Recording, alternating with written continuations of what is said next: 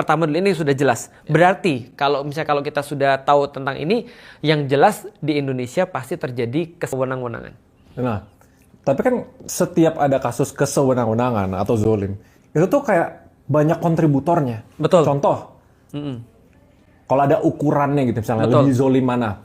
Misalnya mulut DPR yang trigger senjangan, atau misalnya aparat yang melakukan brutalitas, atau rakyat bahkan, tanda kutip rakyat yang memancing anarkisme, betul. atau bahkan presiden yang walaupun tanda kutip tidak melakukan bersalah, tapi dia bisa melakukan hal yang benar, tapi dia nggak mau melakukan hal yang benar. Betul. Jadi bobotnya tuh kalau misalnya lebih parah yang mana sih? Gitu kalau...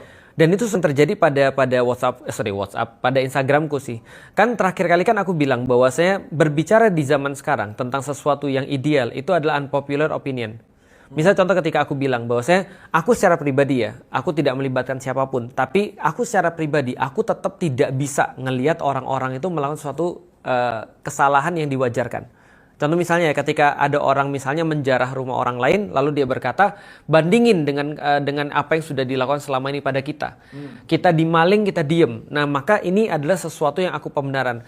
Karena bagiku itu nanti lama-lama jadi mental yang buruk. Dan mental ini ketika dia jadi apapun, dia jadi seorang ayah, dia akan jadi ayah yang zolim.